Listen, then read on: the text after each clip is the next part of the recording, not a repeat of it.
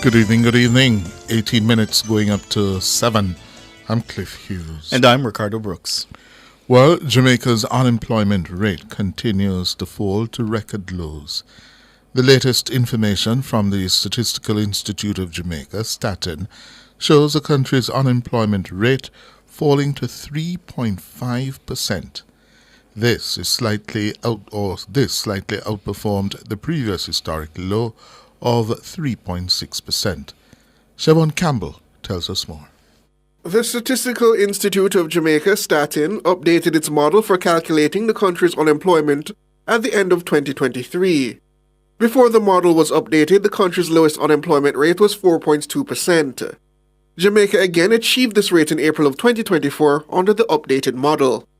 The unemployment rate has continued to decline since. It's now moved down to 3.6% in July 2024 to its latest rate of 3.5% as of October. According to Statin, the female unemployment rate was higher at 4.5%, while the unemployment rate for males was 2.6%. The youth unemployment rate was 11%.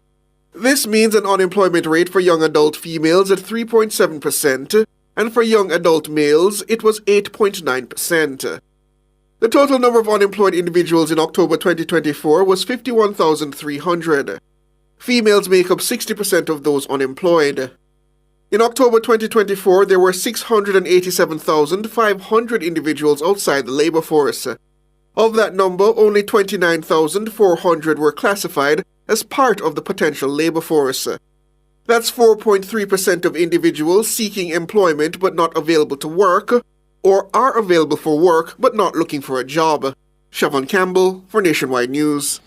Well, joining us to discuss further, the Acting Director General of the Statistical Institute, Lisha de la Thibaudière, and the President of the Jamaica Employers Federation, Wayne Chen. Good evening. Good evening. Good evening. Are you there, Ms. Latibaudière? Yes, good evening. Are you hearing me? We're hearing you. Let me begin by getting something out of the way. Yes? When is an economy said to be at full employment? At what rate of unemployment are you said to be at, theoretically, full employment? So the concept of full employment is not something that is defined typically by statisticians. It is something that requires an assessment of not just the number of persons employed. You're looking at the total potential and productive potential of the economy, and it's usually several indicators that are assessed by economists in making that determination. So there is no set rate. It is more an assessment of what is happening in the economy and the society at the same time. Oh. And what would be some of those things that they would take into consideration? So if I could temporarily talk to you about economic theory, when you talk about the production possibility frontier, the curve, you're looking at what is possible out of all of the labor that is available within the society. And that's more of a theoretical construct that is assessed by economists, and it is not necessarily a hard and fast number. So you'd have to look at what is possible versus what is actually happening. And it is a theoretical exploration and understanding. So an economist might be better placed to. And when did we, as a country, start to track employment, unemployment numbers? So we've been tracking the unemployment numbers for several years, since the 1968, sorry. So we've been tracking unemployment for several decades. Since 68? We've always been guided by... Did you say 68? 1968 or before? Yes, 1968, sorry. Okay, that's 77. Yes. That's what? 67 years. No, less than that. 32 and 25. 57 years. 57 years. Yeah, since we've started to track. And these are the lowest numbers we have recorded. So, as was said in your article right before you came over to us, this is a new time series, and it's not comparable with the previous time series because the way that unemployment is being measured has changed. So it's not strictly comparable in that regard. Therefore, we have to take a deeper dive and look at what is happening currently in the labor market based on this current set of figures. If you look at the number of persons, the employment to population ratio, for example, that tells you what percentage of the persons 15 years and older who are employed, and that's at 65.7%. If you look at the participation rate of persons 15 years and older, that's 68%. That's looking at 2 out of every 3 persons being in the labor force. Those are the metrics that we can speak to. Because this is a brand new time series that started in January this year, I wouldn't speak to looking at this as a record low. Before we get to Wayne Chen, just for the listeners to understand, Mr. Latibadir, explain to us the updating that happened in the model. All right. So it's not a model. It is a methodological framework for measuring. So in 2013, the International Labour Organization produced some recommendations on how we should update measuring unemployment in an economy. And we have adapted those measures in January of 2024. So what we have now is a slightly narrower definition of who is employed. So persons who are engaged only in subsistence work are no longer included in the number of persons employed. But also, when you talk about those who are unemployed, it's a much stricter definition. So before January 2024, you'd be counted among the unemployed if you are without work and if you are available or seeking, so either or. With this new recommendation from the ILO, you have to be without work, but you have to be both available and actively looking for a job. So that is a narrower definition of persons who are considered to be unemployed. Therefore, it's not comparable with the time series from before. And in that respect, and tell me if I'm wrong, the time series before, if you were employed for 3-4 hours in the week, selling or whatever, you would not be categorized as unemployed? So the definition, the 1 hour criterion remains the same. So as long as you're engaged in productive activity for at least 1 hour during the reference week, you are considered to be employed. However, when we look at the number of persons or the proportion of persons who are employed by hours worked, we see that the majority of persons, more than half of those who are in employment, are employed for 35 to 40 hours. It's only 9% of the employed who are employed for less than 35 hours during the reference week. Yeah. Wayne Chen? Yes, sir. Yeah. Good evening. Good evening. Yeah. Good evening, everyone. Right. evening. So my question for you, Wayne Chen, there have been criticisms that really what we're seeing is that people are just employed in low-wage jobs and there shouldn't be this kind of celebration of the low unemployment rate. How do you respond to that? I would say a low unemployment rate is a cause for celebration, but it's a cause for muted celebration in the Jamaican instance. Because I want to hark back to mid-2023 when Dr. Wayne Henry, in one of his press briefings at the PIOJ, pointed out that the low levels of skills in the Jamaican workforce are going to act as are going to slow. We're going to hit a ceiling when it comes to rapid economic growth if we don't infuse the workforce with a greater level of market-ready skills. This plays out in Jamaica's low productivity growth relative to our peers over the last 50 years. So while we must celebrate not just the fact that we have hit a historic low, and Ms. Donna Scott-Mottley was quite right that we don't want to go off on a theoretical exercise comparing apples and oranges. But it is significant that we have hit a case that 3.5%, 1.4 million Jamaicans now working, 68% labor force participation rate.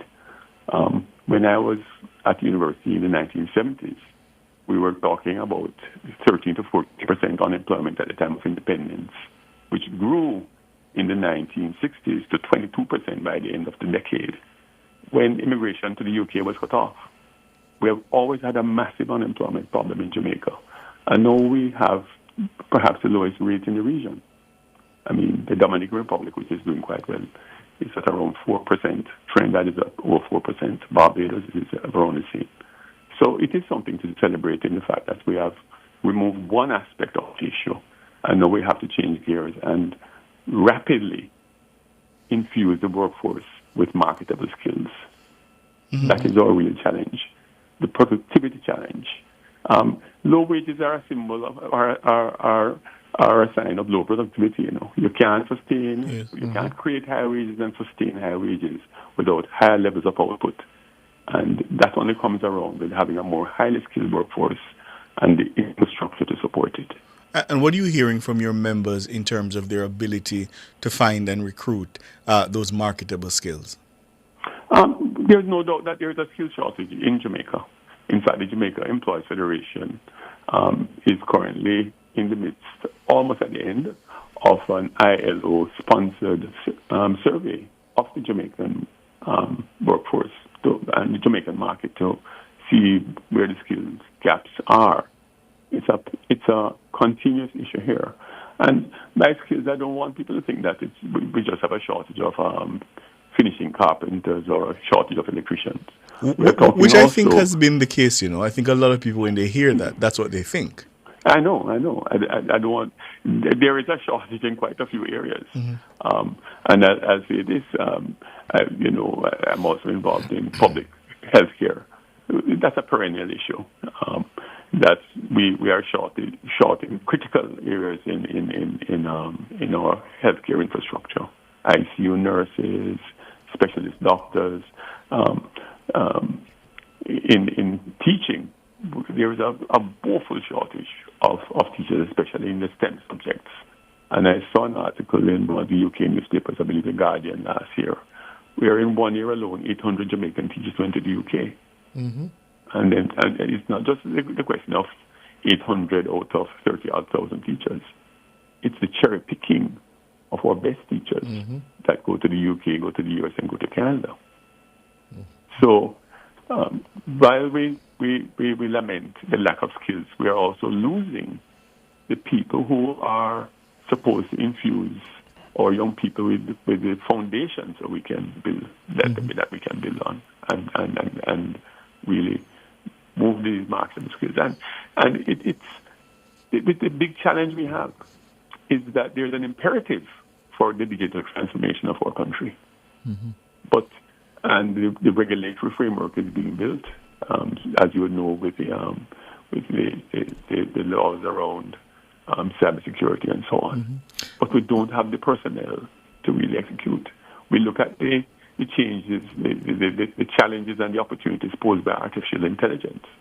Mm-hmm. You would have known that just in the last few days alone with the rise of DeepSeek. I know it has shaken up. Yes. A lot of orthodoxies. Mm-hmm. Jamaica is not even out of the garage yet, and the race is already on the track. Yes. So the imperative is not just around creating skills in the workforce; it's upskilling who is already in the workforce. Mm-hmm. Ms. Delatibadere, tell me, in terms of the different sectors of the economy, which of those sectors are seeing the greatest increase in employment? All right. So in terms of employment by industry, our economy is largely dominated by the wholesale and retail trade. So that is where the majority of the labor force is. Buy and sell. Pardon me? Buy and sell. Yes. We're also seeing where we have a large proportion of our workforce in real estate and other business services. This includes where the BPOs are. We do have a significant proportion of the workforce in construction, also in arts, entertainment, recreation, and other services, and education, human health, and social work activities. Those are where, also agriculture, forestry, and fishing. I apologize for missing that one. Mm-hmm. Mm-hmm. Instructive. Yeah. Right, Wayne? It is. We have to find, I don't want people to throw their hands up in the air in despair. the fact is that while there is a shortage of skills in the workforce, we have to note that once people leave the formal institutions, the secondary schools, the tertiary institutions, employers do have to train. We train our workers in the culture and practices and the competencies and skills to keep our individual organizations and enterprises and businesses and so on going.